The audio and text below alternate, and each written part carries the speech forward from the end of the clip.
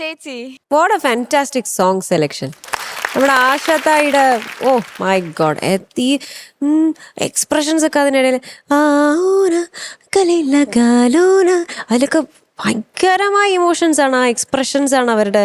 കേൾക്കുമ്പോൾ നമ്മൾ വിചാരിക്കും അവരാണ് അഭിനയിക്കുന്നത് അത്തരത്തിൽ. ശരിക്കും ഞാനൊക്കെ അത്ഭുതത്തോടെ ആലോചിച്ചിട്ടുള്ളതാണ്. ഈ ഷൂട്ടിംഗ് പോലും തുടങ്ങാതെ ഈ ഷൂട്ടിങ്ങിന് അവർ എന്താണ് ഷൂട്ട് ചെയ്യാൻ പോകുന്നത് പോലും ഇവർക്ക് അറിഞ്ഞുകൂടാ. പക്ഷേ ഈ ബർമൻ ദാ ആയാലും ആശാജിയുടെ ആയാലും ഏത് മദൻ മോഹൻജി എല്ലാ ഡയറക്ടേഴ്സും ഇപ്പോൾ സിംഗേഴ്സ് തന്നെ അവർ കൊടുക്കുന്ന ഒരു എക്സ്പ്രഷൻ ശരിക്കും അവരാണ് അഭിനയിക്കുന്നത് എന്നുള്ള രീതിയിലാണ് ആ എക്സ്പ്രഷൻസ് പോകുന്നത്. അപ്പോൾ ശരിക്കും അത്തരത്തിലുള്ള പാട്ടുകളും അവർക്ക് കിട്ടി. ഒരുപാട് ഈ ആക്ടേഴ്സും അഭിനയിക്കുന്നവരൊക്കെ ലിപ്പ് ചെയ്യുന്ന പോലത്തെ പാട്ടുകൾ കിട്ടുന്നത് വലിയ ഭാഗ്യമാണ്.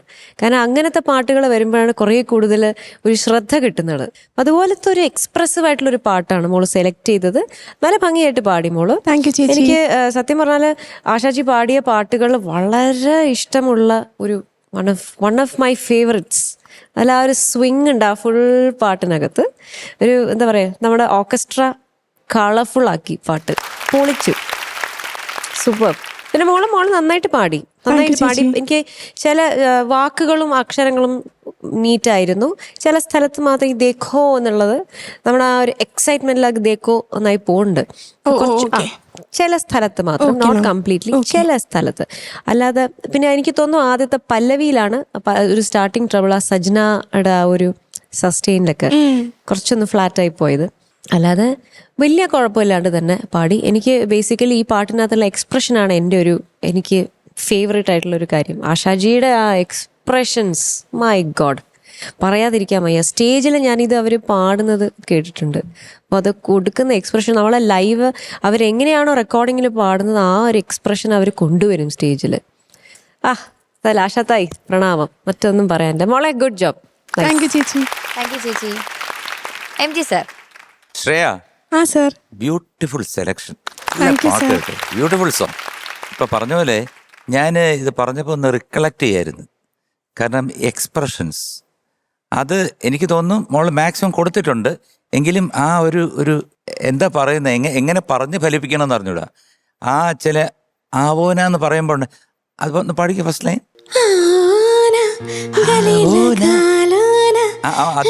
അത് ആശാജിയുടെ ഒരു പ്രത്യേക ഇതാണ്.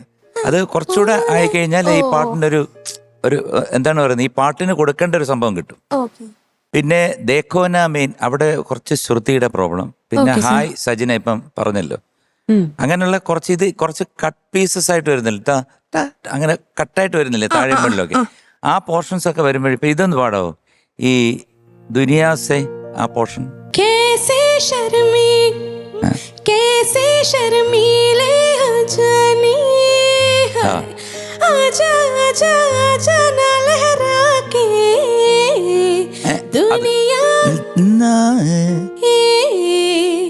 അവിടെ കുറച്ച് ഫീലൊക്കെ കൊടുക്കണേ. അടുത്ത്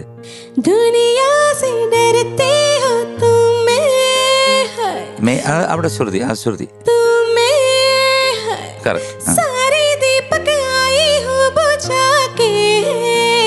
അടുത്ത് അവിടാണ് ഞാൻ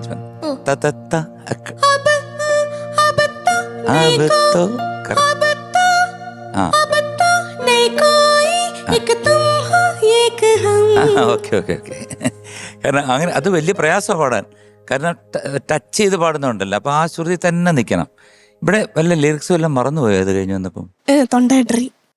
അതല്ല ചോദിച്ചത്. കാരണം അത് കഴിഞ്ഞിട്ട് എന്തോ അവന തന്നെന്നോ എന്തോ പാടിയെന്ന് തോന്നുന്നു എനിക്ക്. അല്ല, അത് ശരിക്കുള്ളതാണ്. അവിടെ എന്തോ ഒരു സംതിങ് ഒരു ഇതുപോലെ തോന്നി. ബിഹാക്കി അത് അതല്ല ലാരാരി എല്ലാം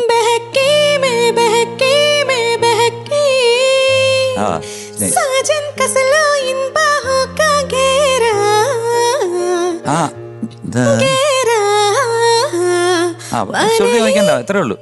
മുച്ച്കോ അവിടെയൊക്കെ ഇതിന്റെ ഈ എന്താന്ന് വെച്ചാൽ ശ്രുതിയുടെ ഒരു ചെറിയ ടച്ച് ചെയ്ത് പോകുന്നോണ്ടുള്ള ചെറിയ പ്രശ്നങ്ങൾ.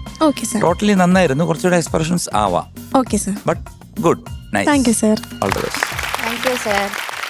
ശരത് സർ. ബ്യൂട്ടിഫുൾ കോമ്പോസിഷൻ, ഉഗ്രം പാട്ട്. ഞാനത് ഇങ്ങനെ സ്റ്റാൻഡ് എടുത്തിട്ട് പറയാം, ആ 7th തന്നെ നിൽക്കുകയാണ് ആ പല്ലവി. അയ്യോ എന്ത് രസമായിട്ടാണ് ചെയ്തേക്കുന്നത്. എങ്ങനെ പാടി വെച്ചേക്കുന്നത് ദൈവമേ.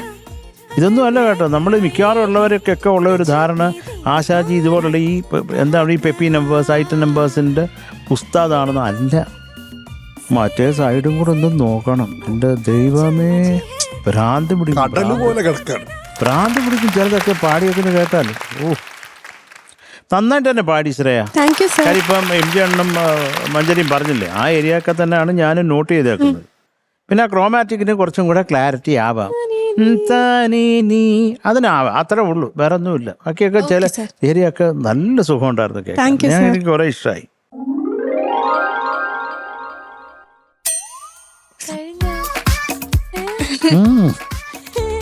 കമന്റ് കഴിഞ്ഞുള്ള എക്സ്പ്രഷനാണ് നമ്മളിപ്പോ കണ്ടുകൊണ്ടിരിക്കുന്നത്. അല്ല, ഇനിയും പറയണോ? ആ, എന്നാ പറയാം. അല്ലല്ലോ, ശ്രേയ, ആ sir. I am proud of you. Thank you sir. ഒരുപാട് ഭാഗങ്ങൾ നല്ല രസമുണ്ടായിരുന്നു. പിന്നെ ആശാജിയുടെ ഒരു ഭയങ്കര ഒരു സ്പെഷ്യാലിറ്റി എന്ന് പറയുന്നത് ഈ കട്ട്സ് ഉണ്ടല്ലോ. ഈ കട്ട്സിന്റെ ഇടയിൽ പുള്ളിക്കാരി ഈ ബ്രെത്തിന് വരെ കൊടുക്കുന്ന ഒരു എക്സ്പ്രഷൻ ഉണ്ട്. ബ്യൂട്ടിഫുൾ ആണ് എൻ്റെ അമ്മോ. അതൊക്കെ അന്തക്കാലത്ത് മൈക്ക് എങ്ങനെ ക്യാപ്ചർ ചെയ്തു എന്നുള്ളതാണ്, ആ സ്മോൾ എക്സ്പ്രഷൻസ് വരെ. അരെ വാ. അപ്പോൾ ശ്രേയ നന്നായിട്ട് തന്നെ പാടി. ഈ പറഞ്ഞ ഇവര് 3 പേരും പറഞ്ഞ കോമൻസ് കാര്യങ്ങളൊക്കെ മനസ്സിലാക്കുക. ഈ പാട്ട് ഇനി വേറെ എവിടെയെങ്കിലും പാടുന്നുണ്ടെങ്കിൽ ഈ മോഡിഫിക്കേഷൻസ് ഒക്കെ വരുത്താം. ഉറപ്പായിട്ടും. Okay, that's it. All the best. Thank you sir. Okay, marks ചോദിക്കാം. ആ ചോദിക്കാം. M G sir. 9. Thank you sir. Thank you sir. Sharath sir.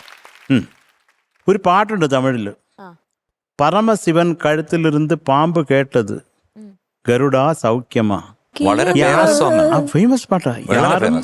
ഇറുക്കുമിടത്തിൽ ഇരുന്ന് കൊണ്ടാൽ എല്ലാ സൗഖ്യമേ ഗരുഡൻ ചൊന്നത്. എന്താണ് ആ ചോദ്യവും ഉത്തരം തമ്മിലുള്ള എന്താണ് ബന്ധം? അതല്ല, പരമശിവന്റെ കഴുത്തിലായതുകൊണ്ടാണ് അത് ചോദിച്ച ഗരുഡന്റെ അടുത്ത് സൗഖ്യമാണോ ചിഹ്നത്തില്ലേ. അപ്പൊ അതുകൊണ്ടാണ് ഗരുഡൻ പറഞ്ഞത് എല്ലാവരും ഇരിക്കേണ്ട അടുത്ത് ഇരുന്ന എല്ലാം നേരെയാണ്, സൗഖ്യമാണെന്ന്. അതുകൊണ്ട് ഇവിടെ കെട്ടേണ്ടത് എടുത്ത് ഇവിടെ കെട്ടേണ്ടത്. മനസ്സിലായില്ല? ഇതിനാണല്ലേ ഇനി mark 9.2 marks. Thank you sir. Thank you sir. ചേച്ചി ശ്രേയയുടെ മാർക്സ് ദാ പറന്ന് പറന്ന് പറന്ന് പോകുന്നു. ഓക്കെ, താങ്ക് യു ചേച്ചി. ടോട്ടൽ 18.2. സൂപ്പർ. Thank you. ഓക്കേടാ.